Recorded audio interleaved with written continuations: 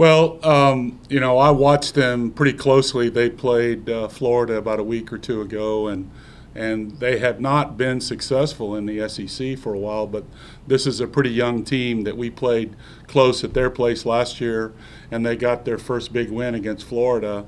I think it was 2 weeks ago, and they've got a bunch of young players that are really talented, and they're good up and down the lineup. I think they've struggled a little bit more in their doubles, and I say that, and they'll bite us and beat us in the doubles. But I think they're a tough team for us to play just because they really don't have any holes in their lineup all the way throughout. So I guess, Steve, I know you guys always look to host you look into the product, be a top 16. I guess last time I looked, you were in the 20s. So just, where are you guys at? Is this a somewhat of a little rebuilding year, or you just you had some tough luck along the way, or just how do you characterize it? Well, I don't think so. We had our all-staff meeting today, and I've been telling everyone I think we're a top 10 team, certainly that level. Now, you're right, we've had some matches that we haven't won. I can go back to the Kentucky match. At that time, they were 5, and we were a couple points from winning. We were a set and a break on court 4 that we didn't end up winning that match, and that turns that match for us. We go to Georgia, and similar situation. The same player has 4 match points, doesn't win, and Guido at 4 that day was up a break in the third set, late in the third set against them to beat them, and they're a top 5 level team. So we're there level-wise. We needed to get over the hump. We were able to do that at Mississippi State on the road, a week or so ago. We beat a really good team. We beat them 5-2 pretty decisively, I thought, on the day, and then they turned around and beat number 2 South Carolina this last Sunday. So there are a bunch of us in this mix. So I really don't still take a whole lot of stock in the number behind our name. Ultimately, we've got to beat some of these bigger teams to move up. But I like the way this team is trending. I think we've won 5 matches in a row, and we're starting to play. Those matches that we played early in the season are beginning to pay dividends because we have played, I think I mentioned, maybe 5 of the top 7 already. And that's kind of been our MO every year. I think we have the toughest schedule in the country pretty much year in, year out. You couple putting number 1 Ohio State and number 2 Texas in the mix, and then all the great teams in the SEC. We know we're going to have a brutal schedule. But that's why these guys come to A&M because we've still got more professional tennis players out there on the tour than any other school. And I think one of the things that's happened is that we have continued to develop young players. And if we're going to play and get them ready for the tour, we need to play all these tough matches. So I'm not looking to, pad my stats or our record. I'm looking more for, having these guys develop and get to be as good as they can be while they're here at Texas A&M, and the wins and losses, I think, will kind of take care of itself, and hopefully we'll figure out a way to be playing our best tennis in April and May when it really matters. I guess you touched on the SEC affords you the opportunity, I'm assuming here, when you look at the tournament and the matches you have left, if you take care of business, you'll be right where you want to be. Absolutely. I mean, we've got lots of opportunities still. Obviously, we have to take advantage of them. Some of them are more difficult and on the road. I've kind of always thought in this SEC, you really needed to be 20% better than your opponent on the day to overcome all the different elements that are against you when you're on the road. It has a little more of an effect in tennis maybe than some other sports because of the surface of the courts, the conditions, not being able to get there really early enough to prepare. You need some reps in the different conditions and environments that we end up having to play, whether it be indoor or outdoor. And I've said this many times, if my record was dependent on us winning indoors, I'd have been gone from here a long time ago. Our record is pretty dismal because we don't have indoor at this point, and hopefully that's going to change in the near future.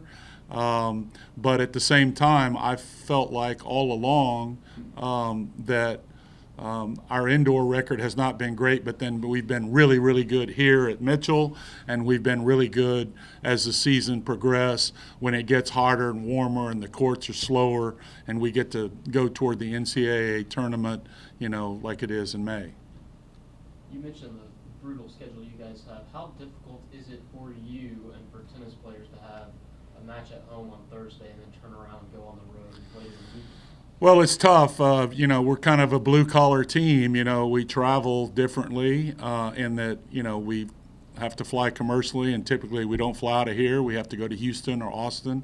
So any of these SEC schools are not one-stop places. You go and you're, 4 hours before when you go to Houston, and then if you fly to, say, Starkville, you don't fly to Starkville. You fly to Jackson or some other place, and you got to drive, or you take a bus like we did this last week. We went to Arkansas, and that's 8 or 9 hours on the bus. So, there's some difficulty to it, but our guys are used to it, and they're tough because you have to be if you're going to be able to play well, and we don't allow them to make those or allow those things to be excuses for not playing at a high level, even when we get there and don't get a lot of time.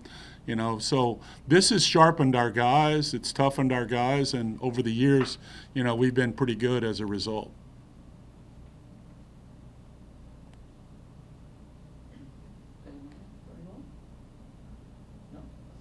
So is the rest of the SEC kind of saying like, hey, why don't you guys get an indoor? I mean, does every SEC team have an indoor or not? Yes, they do. Currently, we're the only ones that don't have it, but Georgia is building a $30 million new indoor facility on campus. They spent $25 million to update their outdoor because, for me, it's kind of the mecca of college tennis. It was when I played way back when, where the NCAA was hosted there every year. The Men's College Tennis Hall of Fame is there, right next to their stadium, Dan McGill Stadium. And so they've invested a lot of money in that program to the tune of, I think, about $55 million, if my math is right, over the last couple of years to really ensure that this NCAA tournament comes back to them at least on a cyclical basis at best. And I still think it's the best place to have the NCAA tournament. It would be nice for us to be able to say we had the best place, but at this point we don't, and maybe we will in the future again, because that tournament's a real special tournament. People don't really understand that, or kind of laymen that haven't come to a college tennis match, of just how exciting it is. It's kind of a hidden gem, as it were, when the matches are tied 3-all and you got the match going down to the wire or the doubles point going to the wire. There's a lot of drama involved in these matches. You're really close to the athletes because the stadiums are smaller, and you see how athletic these guys are. It's really a fun event to go to, and I still think that our best days for tennis are still ahead, because I think more and more people are going to realize just what a great opportunity it is to go and watch college tennis at the highest level, especially at the conference championship and the NCAA tournament. What is the biggest difference for the players when they have to play on an outdoor court versus indoor? Well, like for our courts, without getting too scientific about it, the slower the court, the more sand is put in the paint, so it's a rougher surface, so the ball checks and bounces up higher. So then it becomes more of a physical affair, kind of like a clay court. So the rallies are longer. As the court surface is with less paint and faster, then the ball stays lower, and that's more like a Wimbledon would be, or the U.S. Open, and the rallies are not as long, it's not as physical, and so it gears itself more toward, or lends itself more toward, guys that serve really well and that are attacking style of players, rather than the aggressive baseliners like this new Carlos Alcaraz, who just won Indian Wells, who won U.S. Open last year, who is kind of our new Rafael Nadal, who's obviously dominated the French Open for, I think, more than a decade, obviously. And so I think that's really kind of the major difference. But then there's other factors involved as well. like for us here, it's windy here. In the springtime, we get swirly wind, and that's not easy for a northern team that plays indoors in perfect or pristine conditions for them to adjust or adapt to that. So we have that advantage. In other places, it's when we get to the NCAA tournament, it seems like every year that the humidity shows up about the last week of April. And so here, as well as in Florida, where the NCAA tournament will be, that's going to be a huge factor in who wins the tournament this year, because some of those teams that are indoor teams are going to have to deal with playing back-to-back-to-back matches in pretty hot, sultry conditions, and obviously they've not really had a lot of time to acclimate to that. So does your preparation then change if you guys are going to play, you're going to play in an indoor, as opposed to you playing here? Does that preparation the week before change? Well, I mean, we don't at this point. We still don't have a place to really kind of replicate those conditions. We have a little covered court facility in Bryan that we can play on, but the lighting is pretty bad, and it's not really like what you would see at some of these major indoor facilities in the Midwest, like at Michigan or Ohio State or other places. So what we do is we try to play like we're playing indoors, even though we're playing in our conditions. And it's better. It's okay, but it's not ideal. We try to go a little earlier to get more court time, and there's a fine line there. I know when we went to Ohio State, I think we practiced, and it was bad here. We couldn't even practice here, so I was grateful to get to keep the tennis going. But we practiced probably 4 times while we were there to kind of get used to those conditions, and it still wasn't enough to kind of overcome the fact that they'd been in there for a couple months playing, and used to that. As the season goes, though, and you move more to outdoor tennis, it's more apples to apples, and it may be just the speed of the court or the outdoor conditions, whether it be windy or really hot, that kind of things that you can kind of start to control. And we try now. We're already working on our fitness and all the things that we're trying to do, and utilizing the hot days now to try to prepare, obviously, for the SEC tournament in Auburn later in April, and then the NCAA tournament when the humidity shows up here and down in Florida. I know you can't control the weather, but is it challenging preparing for Alabama, one day sooner than you were planning to play them? I think it's kind of for both of us. I mean, they're obviously the ones having to travel, so that's obviously inconvenient for both sides. But on the other hand, for us specifically, I'm going to be able to get some of my guys, at least the guys that are playing singles, to Knoxville earlier.